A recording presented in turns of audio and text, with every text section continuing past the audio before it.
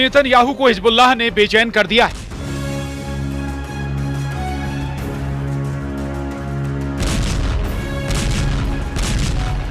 Israel की राजधानी तेल अवीव से करीब 10 किलोमीटर दूर ये आग लगी है क्योंकि हिजबुल्लाह ने फायर किए हैं। 340 रॉकेट हमला तेल अवीव पर हुआ, हमला हाइफा पर हुआ, हमला अशदोद समेत कई और इलाकों में हुआ।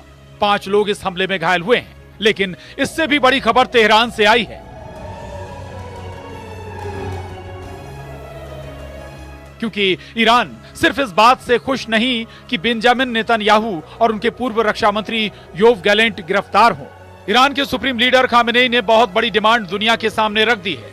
खामेनेई ने कहा है कि बेंजामिन नेतन्याहू को फांसी पर लटका देना चाहिए, इससे कम कुछ भी मंजूर नहीं होगा।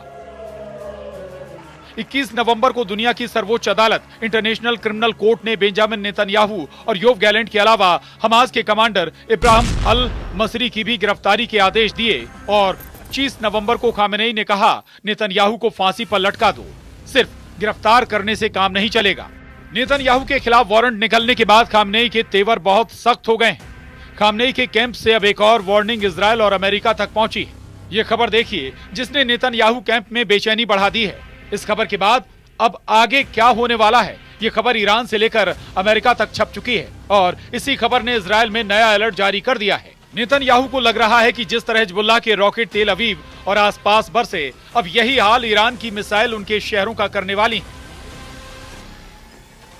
यही वजह है कि इजराइल की कैपिटल तेल अवीव, इजराइल का दूसरा सबसे बड़ा शहर और पोर्ट सिटी हाइफा, इजराइल का तीसरा सबसे बड़ा शहर अश्केलॉन, इजराइल का सबसे बड़ा बंदरगाह अशदोद, इजराइल का सबसे खतरनाक मिलिट्री बेस नेवातिम, नेगेव के रेगिस्तान में सबसे बड़ा शहर बीरशेबा, इन्हें मिलाकर इस वक्त इजराइल के 25 शहरों में ऐसा अलर्ट है। एक ऐसी घड़ी टिक टिक कर रही है जिसमें हमले वाले अलार्म की घंटी नहीं बजेगी। इस घड़ी का कंट्रोल ईरान के पास है।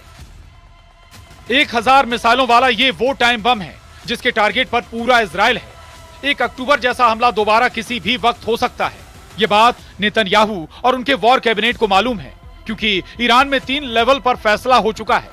पहला लेवल यानी सबसे बड़ा इशारा ईरान के सुप्रीम लीडर अली खामेनेई से मिला।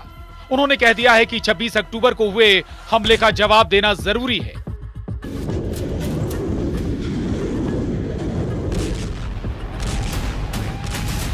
दूसरा लेवल यानी सरकार के स्तर पर ईरान के राष्ट्रपति मसूद पेजेश्कियान ने कहा कि ईरान अब इजराइल से बदला जरूर लेगा। और तीसरा लेवल यानी ईरान की सेना रेवोल्यूशनरी गार्ड्स के बड़े कमांडर हुसैन सलामी ने कह दिया है कि इजराइल को सजा जरूर मिलेगी।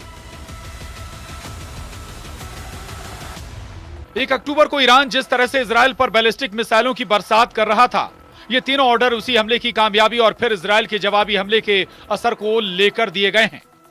1 अक्टूबर को ईरान ने 200 बैलिस्टिक मिसाइल फायर की थी। इस बार ईरान 1000 मिसाइल फायर करेगा तो क्या होगा? ये बात इजराइल से ज्यादा अमेरिका को परेशान कर रही है, क्योंकि युद्ध बढ़ा तो खाड़ी में अमेरिका के अड्डे ईरान के सॉफ्ट टारगेट बन सकते हैं। क्योंकि गाजा में जारी ऑपरेशन में अमेरिका इजराइल के साथ खड़ा रहा है। बहुत साफ है कि ईरान में हर लेवल पर यह बात पक्की हो चुकी है कि अब इजराइल पर काउंटर अटैक उसकी जिम्मेदारी बन चुकी है। लेकिन क्या यह इतना आसान होगा? आखिर ईरान और इजराइल के बीच में सबसे बड़ा युद्ध होने जा रहा है। क्या इजराइल पर ईरान का हमला आज ही होने वाला है? क्या ईरान का बदला लेने वाला हथियार एक्टिव हो चुका है? इस वक्त इजराइल और अमेरिका दोनों ईरान में होने वाली हर हरकत पर नजर रख रहे हैं। उनकी टेंशन बढ़ गई है। अब अमेरिका भी परेशान है कि ईरान ने इजराइल पर तीसरी बार हमला किया तो उसके पास भी युद्ध में शामिल होने के अलावा कोई रास्ता नहीं बचेगा। जबकि ट्रंप कह चुके हैं कि वो युद्ध खत्म करेंगे।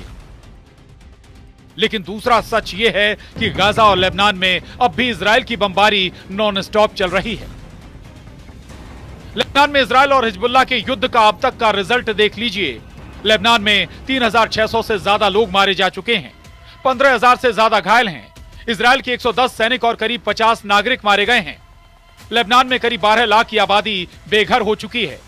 उत्तरी इजराइल में 60,000 लोग अपने घर खाली करके दक्षिण की तरफ जा चुके हैं। कोड्स के तेवर ऐसे समझिए कि जैसे ही हिजबुल्लाह ने तेल अवीव को टारगेट बनाया, कुछ ही घंटों बाद बेरूत का ये हाल हुआ। नेतन्याहू के फाइटर जेट्स ने बेरूत में बंकर बस्टर बम गिराने शुरू कर दिए, लेकिन इजराइल अब ईरान के अगले हमले के लिए तैयार हो रहा है, जो उसे लग रहा है कि किसी भी वक्त लॉन्च किया जा सकता है। ये तनाव अब पूरी दुनिया महसूस कर रही है, इसमें कोई शक नहीं। अब सवाल है कि ईरान काउंटर अटैक नवंबर में करेगा या दिसंबर तक इंतजार करेगा। क्या ईरान इस बार भी इजराइल पर बैलिस्टिक मिसाइल से अटैक करेगा, या फिर वो ड्रोन या फिर कोई और नया हथियार या जरिया तलाशेगा जिसके बारे में नेतन्याहू ने सोचा भी नहीं होगा। ईरान बार बार वार्निंग दे रहा है। क्या ये माइंड गेम है या फिर वाकई खामेनेई के जनरल इस पर बटन दबाने के लिए तैयार हैं? ये बात इजराइल के लिए डिकोड करना सबसे बड़ा चैलेंज बन चुका है। Bureau report, news 18।